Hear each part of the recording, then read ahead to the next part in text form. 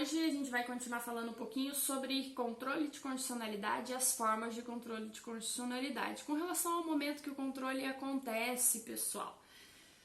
Volta aqui comigo. A gente havia falado um pouco antes sobre controle de condicionalidade com relação ao momento controle preventivo. A gente exauriu aquilo que dizia respeito ao controle preventivo e agora a gente vai falar um pouquinho do controle repressivo.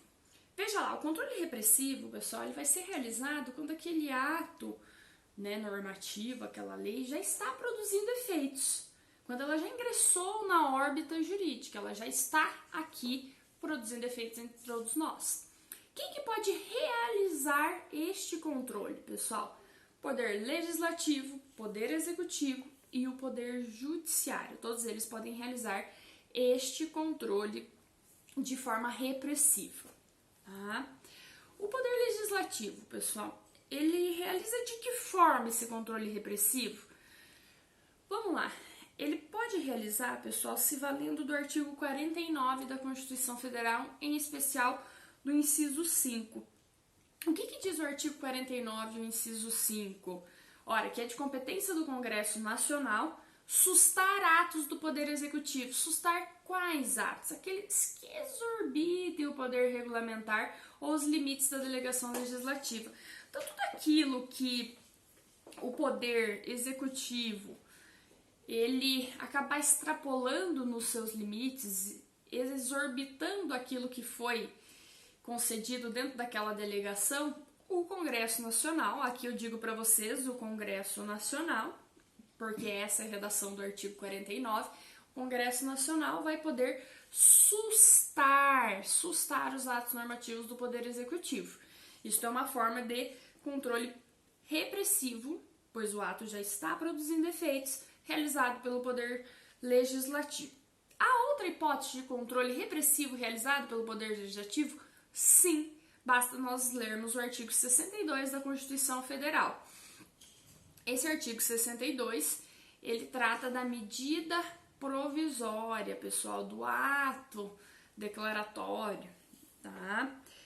Quando eu tô falando desse artigo, pessoal, ele me diz o seguinte, ora, que a medida provisória, ela tem uma série de requisitos que precisam ser cumpridos, como a questão da relevância, da urgência.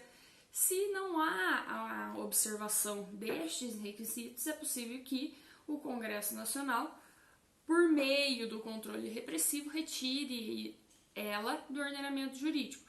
Por que isso é um controle repressivo? Pois ela já está produzindo efeitos. É um ato declaratório do presidente da República. Eu sugiro que vocês deem uma olhadinha na DPF 2016 do Distrito Federal, que ela trata um pouquinho a respeito disso que eu estou passando para vocês, pessoal.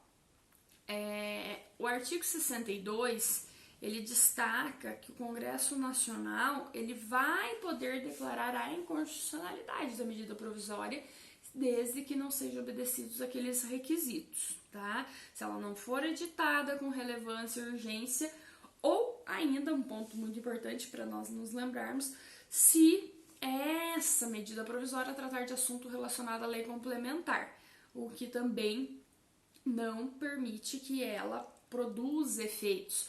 Ou seja, tudo aquilo que extrapolar as disposições do artigo 62 dentro da medida provisória permite que o Congresso Nacional, por meio do controle repressivo, declare a inconstitucionalidade desta medida provisória. Outra possibilidade de controle repressivo pelo Poder Legislativo é a súmula 347 do STF. Veja lá o que ela diz para nós, que o Tribunal de Contas, no exercício de suas atribuições, pode apreciar a constitucionalidade das leis e dos atos do poder público, pessoal. Veja bem, a primeira discussão é que essa súmula, pessoal, ela ainda não foi superada, em que pese todas as discussões que existem no meio acadêmico, ela ainda não foi superada. O Gilmar Mendes, ele vem criticando ela, o ministro Gilmar Mendes, dizendo que essa súmula está ultrapassada para a realidade atual na qual nós nos encontramos, mas até o momento nós continuamos aplicando as disposições desta súmula, tá? O que eu digo para vocês a respeito disso tudo. Essa súmula, pessoal, eu tenho que tomar cuidado porque o Tribunal de Contas ele é um órgão auxiliar. Ele é um órgão auxiliar que no exercício das atribuições ele pode aferir a constitucionalidade ou não de uma lei. Mas ele realiza essa aferição dentro da prestação de contas.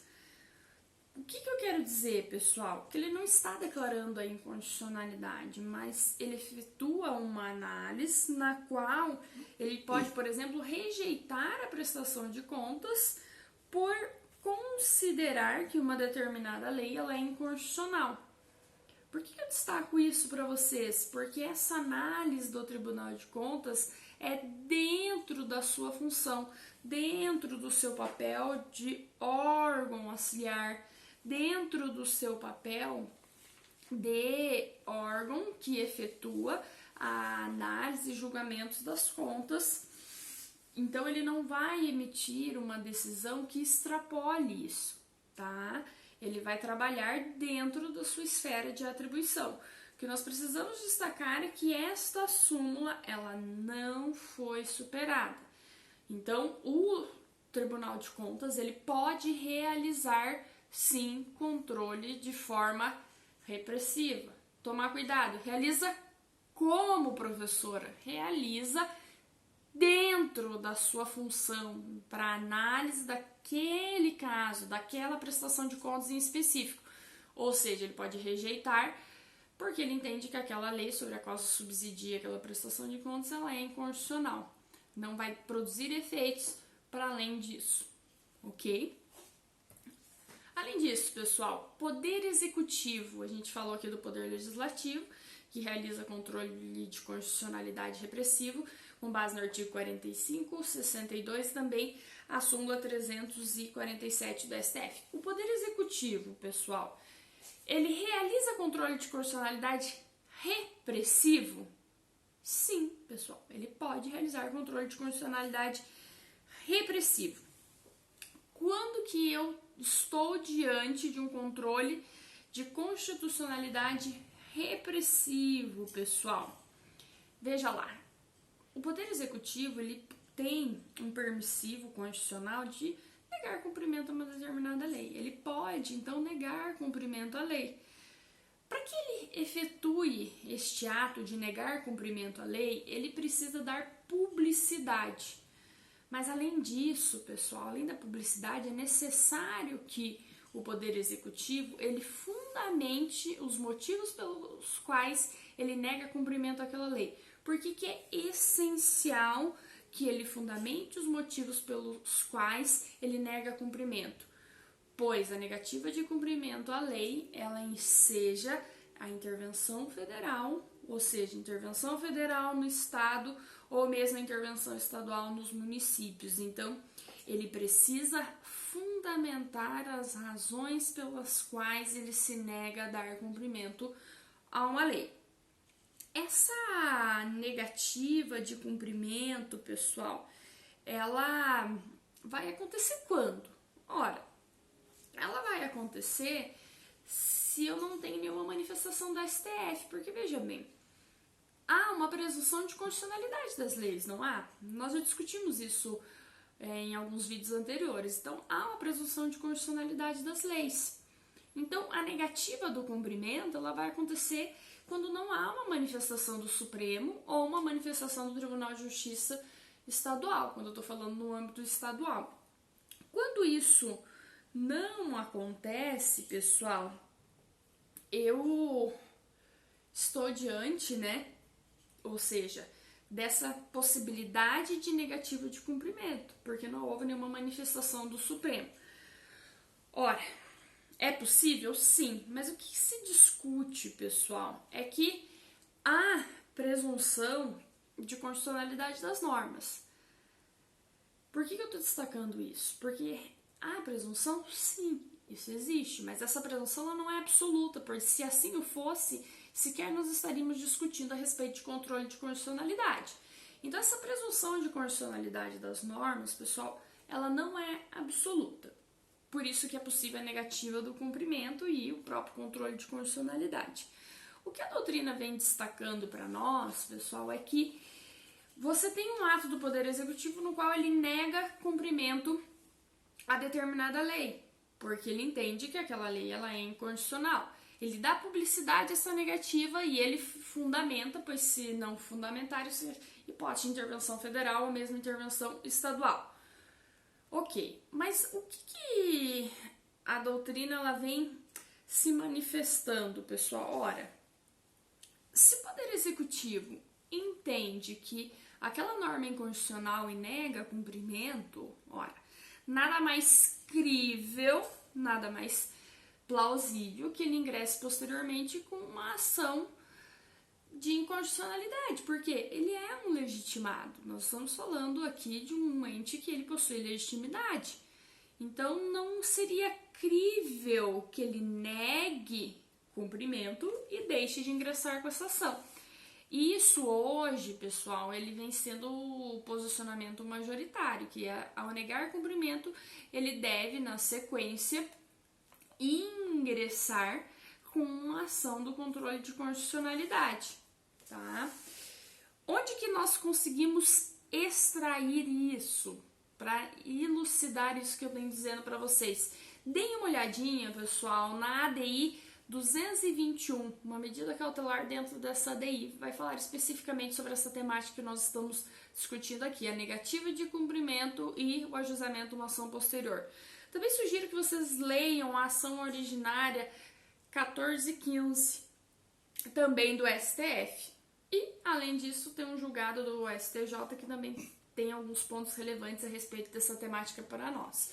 É o recurso especial 23.121, tá? O ponto disso, pessoal, nesses julgados aqui que eu destaco para vocês, é que é uma consequência lógica da negativa de cumprimento e ajuizamento de uma ação do controle de constitucionalidade.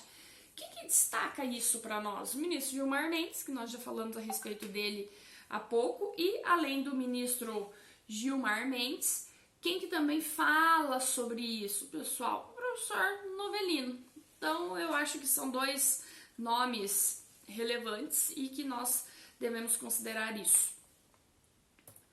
Na sequência, pessoal, nós vamos falar sobre o Poder Judiciário. O Poder Judiciário também realiza controle repressivo? Ora, realiza. É um dos pontos ápices da temática controle de constitucionalidade. Mas o Poder Judiciário realiza controle de constitucionalidade repressivo de duas formas. Quais são as duas formas que o Poder Judiciário realiza controle de constitucionalidade repressivo? Ora, ele realiza de forma concentrada e também por meio difuso. Quando eu estou falando concentrado, eu estou falando que o Poder Judiciário realiza um controle de constitucionalidade repressivo cuja competência está restrita a um órgão, Tribunal de Justiça ou STF, tá? Por isso que eu digo concentrado, se concentra na mão daquele órgão. Mas o Poder Judiciário também pode realizar o controle de constitucionalidade de forma difusa, ou seja, o controle de constitucionalidade repressivo difuso. Quando que isso acontece? Quando a competência para exercer o controle de constitucionalidade, ela é de qualquer juiz dentro da sua competência, tá? Na Justiça Federal, na Justiça Estadual, conforme a competência de cada magistrado, tá? Com relação a esta temática, pessoal, nós vamos tratar um pouquinho mais a respeito disso adiante. O que eu quero destacar para vocês é que controle concentrado, ele trata de um órgão de cúpula, enquanto o controle difuso é aquele que pode ser exercido por qualquer juiz. Lembrando que o controle difuso é aquele controle que surgiu lá nos Estados Unidos, no caso Marbury versus Madison. Outro caso, pessoal, que o controle concentrado, ele está restrito a um órgão, tá? Então, esse controle, ele vem do modelo austríaco. A gente vai trazer aqui o Hans Kelsen para tratar deste controle, tá? E a gente continua na próxima aula.